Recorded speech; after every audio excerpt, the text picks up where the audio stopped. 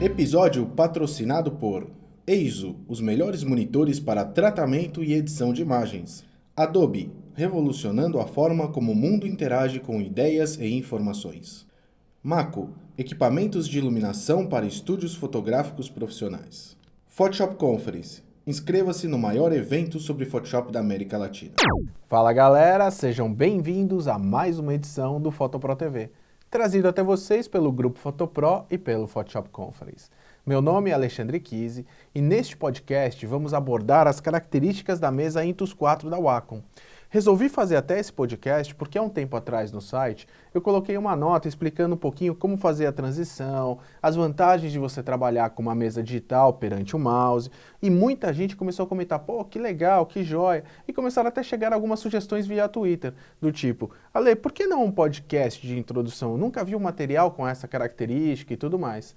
E claro, atendendo a pedidos, vamos fazer esse podcast especial para vocês. Tranquilo até aí? Beleza. Então, olha, vou usar uma Intuos 4 da Wacom e vou mostrar como no Photoshop a gente pode ter o máximo de aproveitamento dessa ferramenta.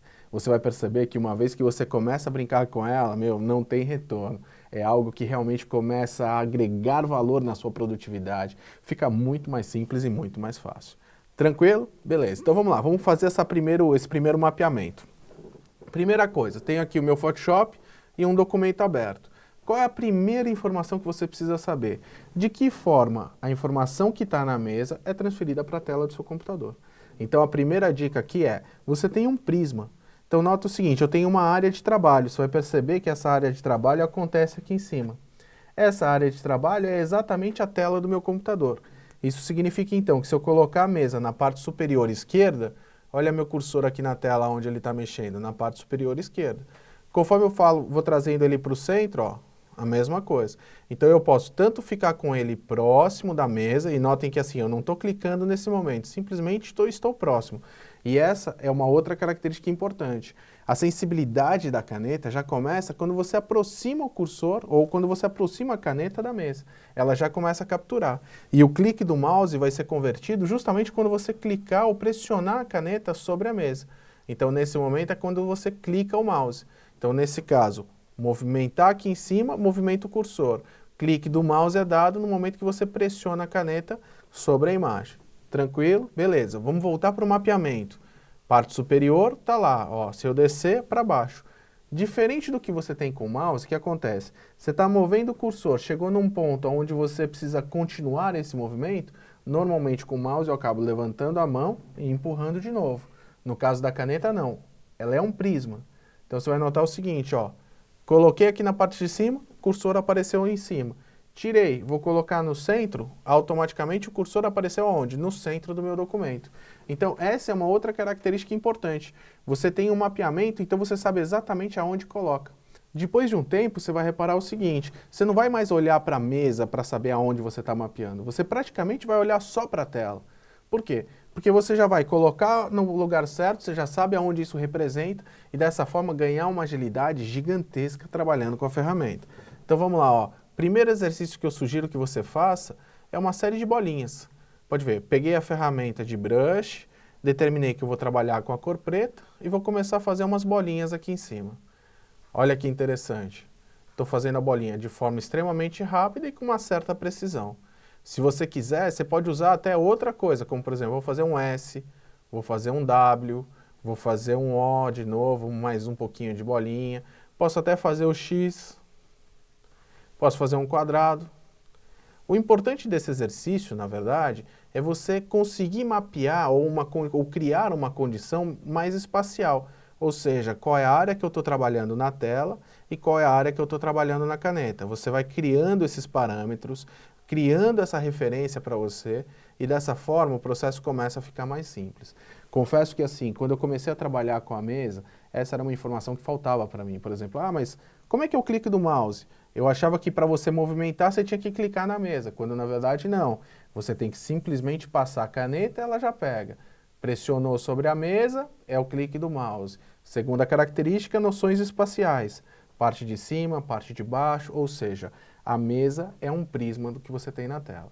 A partir daí a gente começa a tirar proveito dessa mesa e começa a habilitar novos recursos do Photoshop. Vamos ver como é que isso funciona? Então, beleza. Ó, de volta para o meu documento. Eu vou pegar e vou determinar que eu quero trabalhar com brush maior ou com brush menor nesse momento. Estou usando o famoso colchete do Photoshop. Mas se eu quisesse, o que eu poderia fazer? Poderia utilizar esse recurso aqui da mesa chamado Touch Ring. Esse Touch Ring, quando você aperta no centro, ele vai passar entre diversas opções que eu tenho colocadas, como por exemplo, tamanho do brush, rotação de canvas, zoom, passar entre os layers. Eu vou escolher então a opção chamada Brush Size. Notem o seguinte, quando eu passo o dedo na mesa, ele aumenta o tamanho do brush ou reduz. Isso significa que eu posso fazer um traçado, reduzir o tamanho do brush, de novo, aumentar, reduzir, de novo, e assim eu vou trabalhando. Eu vou ganhando velocidade. Afinal, minha mão já está aqui em cima e eu posso simplesmente usar essa condição para aumentar ou diminuir o tamanho do brush. Legal, vamos deixar um tamanho de brush interessante. E vamos começar a trabalhar a partir de agora com as configurações definidas em cima do painelzinho chamado brush. Então eu vou deixar esse painel aqui no canto para a gente. A primeira coisa que eu vou trabalhar é uma área chamada dinâmica da forma, ou Shape Dynamic. Você vai notar que quando eu habilito essa informação, aqui em cima nessa área chamada Control, eu tenho uma área chamada Pen Pressure. Que até então, se essa mesa não está ligada, essa opção aparece desligada. Isso significa então que o Photoshop tem uma série de configurações que são habilitadas somente quando você coloca um dispositivo como esse. Então o que eu fiz? Coloquei a Intuos 4 no meu computador, você vai perceber que ela acompanha um driver, e uma vez que ele foi instalado, ele começa a habilitar e conversar já com o Photoshop nesse momento. Você vai perceber que muitos outros aplicativos também conseguem tirar proveito dessa mesa, como por exemplo o Illustrator, o InDesign, ou até mesmo um navegador pode ser uma boa ferramenta para você brincar com algumas condições que eu tenho aqui. Eu vou mostrar para você com mais detalhes. Daí nota o seguinte, tenho a minha imagem, habilitei a questão da pressão. Isso significa então que se eu passar com pouquinha pressão, ele faz pequeno. Se eu for pressionando cada vez com mais intensidade sobre a mesa, ele vai aumentando o tamanho do brush, olha. Então é o tipo do traçado que se a gente for analisar, você não consegue fazer isso com o mouse. O mouse eu teria que fazer o quê? Aumentar, diminuir, clicar e arrastar. Nesse caso não, o que eu estou fazendo? Eu simplesmente vou traçando e conforme esse traço vai sendo colocado, eu vou colocando mais ou menos pressão em cima da caneta e isso vai ser transferido diretamente para cá.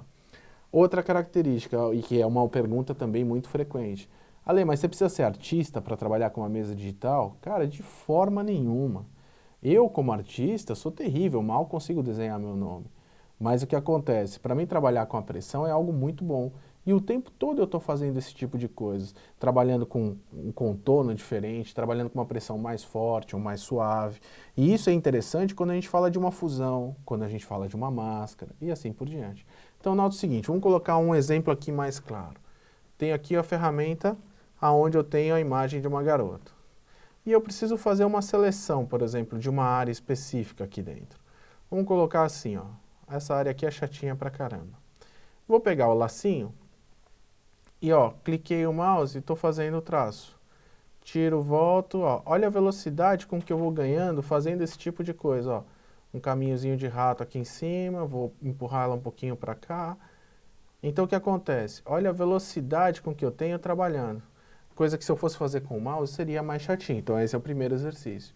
Uma vez que eu tenho essa máscara pronta e depois que eu fiz esse recorte, por exemplo, que é essa informação que eu tenho aqui, olha lá. Eu posso depois trabalhar onde? Posso falar, ó, eu quero trabalhar em cima de uma máscara. Então vamos colocar aqui um fundo branco para a gente sentir. Tá vendo que ele furou um pouquinho mais do que deveria?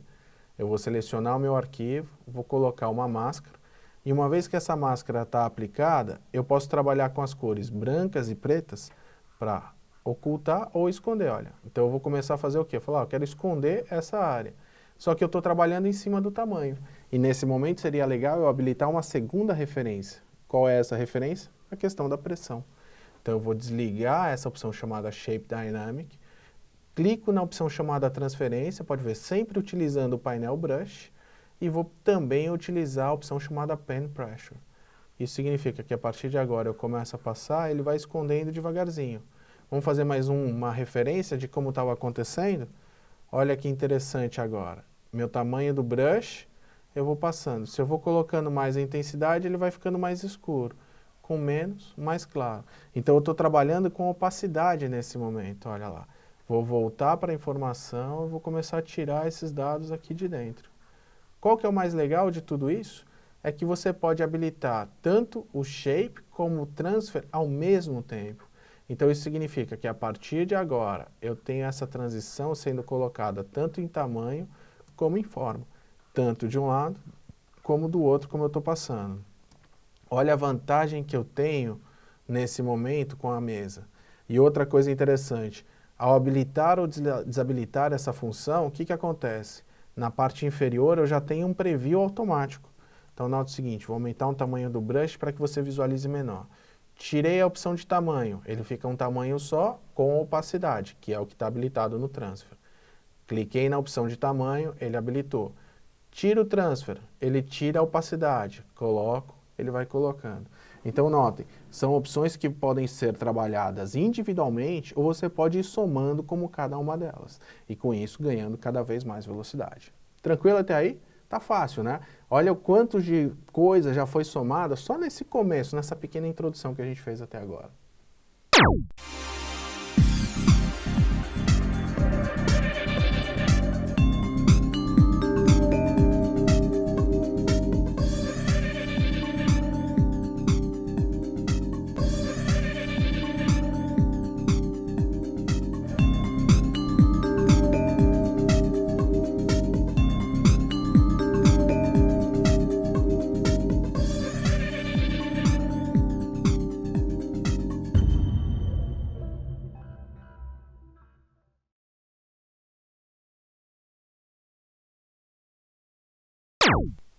Um outro exercício legal, pode ver, na parte de edição de imagens, quando a gente está fazendo a edição de imagens de pessoas, por exemplo, eu posso pegar um tom específico, então apertei o Alt, ele automaticamente abre o conta-gotas, para quem trabalha com Mac seria a opção Option. Peguei a informação, vou trocar o Blend Mode para Multiply. Então agora, com um brush maior ou menor, eu posso falar, quero fazer um tracinho aqui, outra bolinha, nesse canto, a mesma coisa para cá.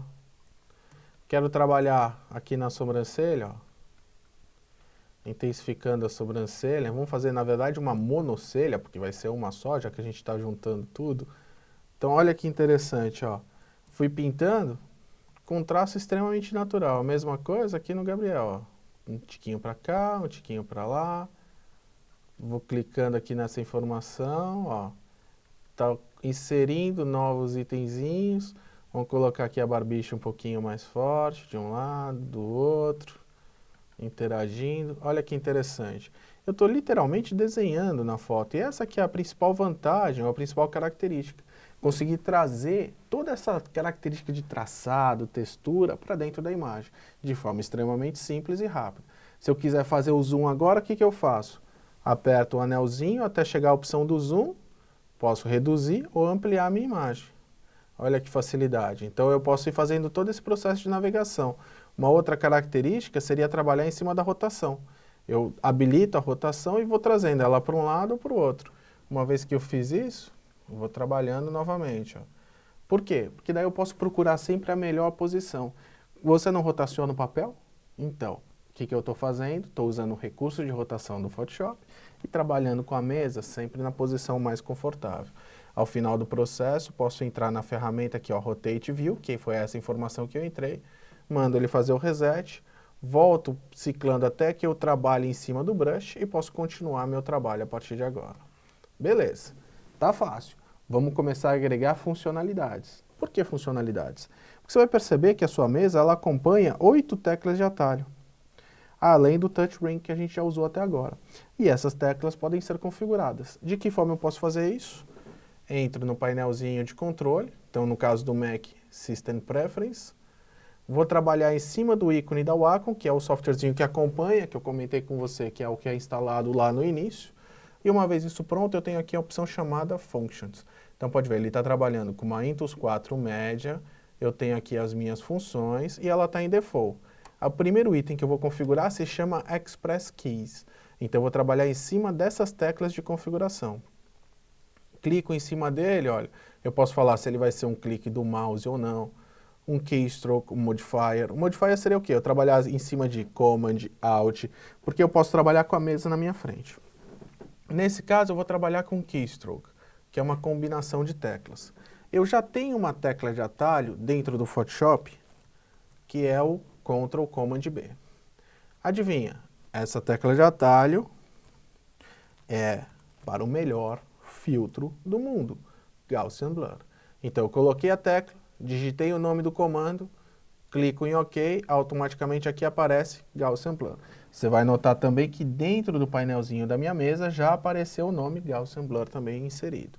Joia, posso ter mais opções do tipo, eu quero ter um outro keystroke, onde eu tenho uma configuração agora que é para um carinha chamado Smart Sharpen. Vou lá, coloco o Smart Sharpen e já coloco essa informação. Posso ter algumas outras do tipo, eu falo para ele, eu quero executar um aplicativo, tem uma opção chamada Open ou Run. Ele fala, legal, qual aplicativo você quer usar? Eu poderia trabalhar acessando o Bridge, por exemplo.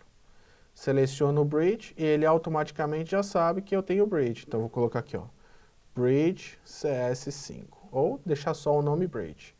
Ok, ele automaticamente colocou o Bridge. Isso significa que nesse outro carinha aqui, eu posso falar para ele executar e abrir para mim, nesse momento, o próprio Photoshop. Então, eu venho na minha tabela de aplicativos, eu tenho o Photoshop colocado, configuro. Então, vamos lá. Photoshop, já está aqui. Clico em OK. Beleza. Nota o seguinte agora. Estou trabalhando com a minha mesinha. Se eu clicar nesse item, já foi para o Photoshop. Se eu clicar nesse daqui, foi para o Bridge. Então, eu estou fazendo o quê? Entrando num aplicativo, no outro, simplesmente clicando a mesa. Uma vez que eu fiz isso, se eu apertar o primeiro botão, quem é que ele abre? Olha lá, o Gaussian. Mas eu quero aplicar um pouco mais de Sharpen. Eu clico no segundo botão, Smart Sharpen. Eu posso aumentar e colocar a densidade. Você viu como é fácil adicionar comandos dentro da Intuos? Eu posso usar Express Keys para colocar velocidade no meu processo. Então eu estou trabalhando, apertei um botão, acontece uma coisa, coloco outro, acontece outra e assim por diante. Qual que é o mais legal disso tudo? Que esses botões podem ser configurados a nível de aplicativo. Então, por exemplo, se eu volto lá para a minha configuração, eu falo para ele o seguinte, isso tudo que eu configurei, ela vai funcionar em cima de quem? Vai funcionar em cima do Photoshop. Joia. Então, essa é a configuração quando eu estou no Photoshop. Se eu estiver no sistema operacional, por exemplo, eu posso falar que ao invés de utilizar o Gaussian Blur nesse keystroke, que é uma coisa configurada aqui, eu quero falar para ele abrir, por exemplo, outro aplicativo. Então, nesse caso, eu vou selecionar qual é o aplicativo que eu vou trabalhar. Vamos supor que eu quero abrir o InDesign. Então, eu vou lá, determino InDesign, vou colocar só o nome dele, ok, ele já está definido. Você vai perceber que quando eu clico em cima desse botão, ele abre o InDesign, que é o que está sendo aberto nesse momento. Se eu estiver dentro do Photoshop, esse comando já serve para o Gaussian Blur. Então, o interessante é que para cada aplicativo você tem uma combinação de teclas de atalho. Joia! A próxima função que eu quero apresentar para vocês é um menu flutuante, também configurado por onde? Pelo mesmo local. Entro na configuração da Wacom, você vai perceber que novamente eu vou entrar em funções, eu tenho agora lá o Touch Ring, que eu posso configurar o Auto Scroll, Keystroke, que a gente já viu, a única diferença é que aqui você pode ainda personalizar ele. E por último, você tem um lugar chamado Menu Radial. O que acontece? O Menu Radial abre uma série de comandos diferentes. Então eu posso falar para ele assim que eu quero trabalhar com uma tecla de atalho aqui. Então eu posso chegar lá e falar, eu quero trabalhar com Keystroke. Vou colocar a tecla de atalho para um novo layer. Vou até colocar o nome, New Layer ou Novo Layer e assim vai. Posso chegar nesse caso aqui e falar, olha, quero um outro Keystroke. E dentro desse Keystroke, mais uma vez, olha, vou colocar quem? Melhor filtro do mundo, que a gente já sabe que é o Gaussian. Tá, posso chegar e falar para ele, olha, eu quero que ele abra um aplicativo, mande e-mail, abra o e-mail, abra um submenu e assim por diante. Você pode ir configurando. Além disso, eu vou clicar em cima da canetinha e vou falar que eu quero configurar isso na caneta. Olha que interessante. Eu vou falar porque quando eu clicar no botãozinho de cima da caneta, eu quero que ele habilite quem nesse momento? Eu quero que ele habilite esse menu, que é o que a gente acabou de fazer, chamado Radial Menu. Legal? Joia. Vamos voltar para o Photoshop. Dentro do Photoshop, volto para ele, pressiono o botãozinho de cima da caneta, novo layer. Ele já habilitou a funcionalidade de novo layer. Dentro desse novo layer, eu vou fazer um traçado qualquer, aperto o botãozinho de novo, vou falar que eu quero usar o melhor filtro do mundo, já habilitou o Gauss. Então olha a velocidade e a quantidade de funções que a gente começa a agregar. E notem que eu posso fazer o quê? Agregar valor, então, seja pela Express Key, Touch Ring, Radial Menu, ou até mesmo pelo próprio traçado. Então, dessa forma, essa ferramenta começa a agregar muito valor ao profissional. Além disso, ela acompanha uma série de pontinhas diferentes. Notem, eu tenho várias pontas com texturas, toques diferentes. Tem um anelzinho que é disponibilizado aqui no centro, que serve justamente para você fazer o quê? A troca das pontas. É só clicar, arrastar e fazer a troca. Bastante simples, bastante fácil. Então, ou seja, você quer começar a trabalhar com a sua mesinha, cara, você não precisa de nada, é só pegar e começar a curtir. E garanto, é um dos melhores investimentos que você pode fazer na sua carreira. Uma diquinha para a gente fazer o fechamento. Imagina o seguinte, você está lá pintando, colocando alguma coisa, o que eu posso fazer? Virar a caneta. E a parte de trás, olha, é uma borracha. Então, do mesmo jeito que a gente tinha antigamente um lápis com a borrachinha atrás, eu lembro que era meu sonho de consumo antes, você tem a mesma coisa com a canetinha digital. Tranquilo? Bom, é isso. Espero que você tenha gostado das informações, que isso ajude essa transição do mouse para a sua mesa digital. E claro, se você quiser continuar sabendo tudo que existe no universo de Photoshop, o site é fotopro.com.br ou me acompanhando pelo Twitter. Até mais!